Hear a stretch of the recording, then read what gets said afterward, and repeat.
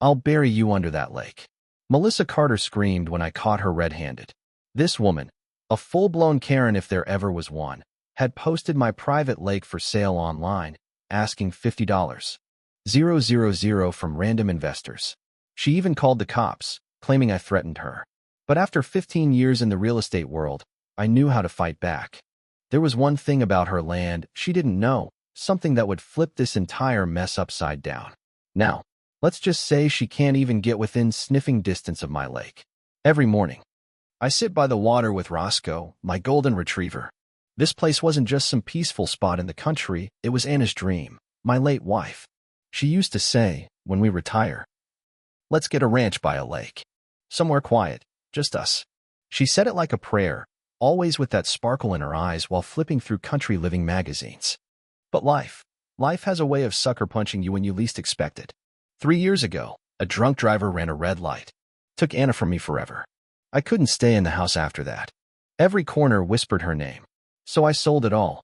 The house, the furniture, the life we built, and bought a 5-acre ranch with a 2-acre lake. It was the exact place from one of those magazine clippings Anna had saved. That's how I kept her dream alive. Peace, space, water, and Roscoe, the pup she gave me just 2 weeks before the accident. He became my everything. The lake, surrounded by willow trees, was like a living painting. The way the water lapped against the dock in the evening, it almost felt like Anna was still here, sitting beside me. Then Melissa Carter moved in. She came to Brookhaven Ridge about 6 months ago, and everything started unraveling. From the jump, something about her rubbed me the wrong way. 48, always wearing designer athleisure, carrying around a clipboard like she ran the town. She declared herself president of the Brookhaven Women's Coalition, a group that, far as anyone knew, didn't exist. She went door to door with that fake politician's grin, shoving petitions at people about modernizing the community, attracting eco-minded investors, and rejuvenating rural economies. Most neighbors were polite, but behind closed doors, we started calling her the real estate mosquito, buzzing nonstop, feeding off dreams that weren't hers. What I didn't know then was Melissa wasn't just annoying. She was dangerous. Turns out she had skipped town after her real estate company back in Denver imploded. Accused of forging documents, taking deposits on fake listings, she owed over $200,000, and had borrowed another $50,000 from some very unpleasant people. I later overheard her on the phone. If I don't pay in 3 months, they'll come for me, literally. Melissa had changed her name, dyed her hair, and started her next scheme. This time, it was called the Carter Lake Eco Haven, named after herself. Brochures, websites, aerial drone shots. It was a full pitch. The jewel of her plan? My lake. My private, deed-protected, tax-paid lake. She figured if she could control access, she could sell the illusion. I was just a stubborn old man standing in her way. Then came that Monday morning. 6:30 a.m. I was sipping coffee when my phone lit up like Vegas. Dozens of texts. Missed calls. Is this about the lake listing? Can I pay cash? $60,000 sound fair. Someone even said they were flying in from LA to tour the property.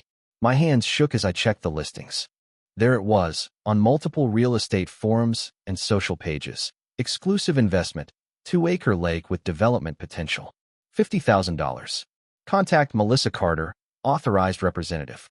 She even included drone shots, taken over my property, and mocked up images of cabins and fire pits. I was livid.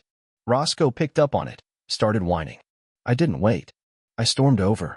Melissa was in her yard pruning roses, smiling like she hadn't just tried to rob me blind. Morning, Jason, lovely day, she chirped. Melissa, have you lost your damn mind? You're selling my lake. Her smile didn't move, but her eyes went cold. Jason, don't be dramatic. That lake's been underutilized for years. I'm just helping the community realize its potential. That's private land. My land. You have zero right.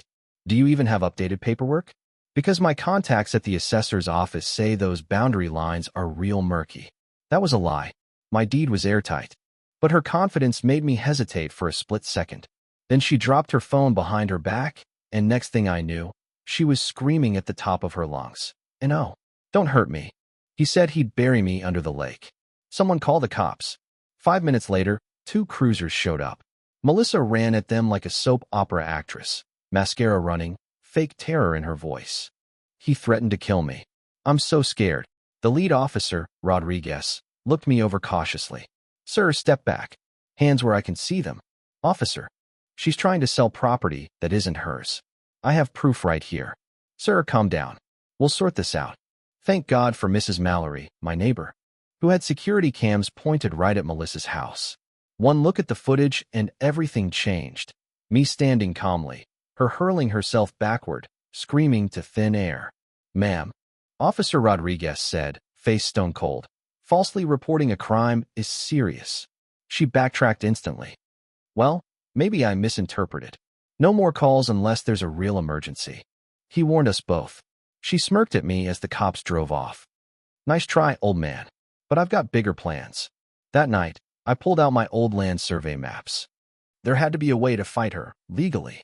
15 years of real estate appraisal taught me this. Every property hides secrets. And I found mine. It was a 75-meter wide strip, an unclaimed parcel marked only as Parcel 19A on county maps. It sat between my lake and Melissa's backyard. Turns out, it hadn't been legally owned since 1987. The county missed claiming it for taxes. Technically, it belonged to no one. Until I found it. I asked the county clerk about it. She squinted at the screen. Well, Jason, if no one claims it in 30 years, it goes to public auction. You want it? Bid starts Friday. Melissa must have caught wind. That Thursday, she cornered me in the grocery store. So interested in a little garden strip, huh? She asked sweetly. Just sorting boundaries. You know how it is. Her eyes narrowed. Good luck. May the best bidder win. She showed up at the auction in a power suit. So did my old friend Walt, a retired theater professor I'd hired to bid aggressively and make her panic. He acted like a big-time developer. At $7. $500 she panicked and shouted, $10,000. She won and thought she had blocked me. But what she didn't know was that I had just purchased Parcel 19B, the actual access point on the opposite side, for $850. Without both parcels, her lake dream was dead. The next morning, my fence crew rolled in at 4:30 a.m. By 8 o'clock, there stood a galvanized steel fence, concrete footings, security cameras, and a coded gate. Her access? Blocked. Forever. At 8:15, her tour group of investors arrived, following her out with brochures in hand. Then they saw the fence. What is this? One asked. Where's the lake you promised? Said another. I paid you $25,000, a man shouted. Melissa tried to spin it. Just a misunderstanding. I still have access. Actually, I said, walking up. You own a useless sidewalk to nowhere. I own the land that actually touches the lake. Investors scattered, threatened lawsuits, demanded refunds. And within days, Melissa's reputation was toast. But she didn't stop. She tried again, called the cops, filed a fake report that I assaulted her, brought along a scared new neighbor named Evan as a coached witness. But I had cameras. Clear as day. No assault, just Melissa scraping herself on a fence bolt for drama. Evan cracked under pressure. She paid me to lie, he said.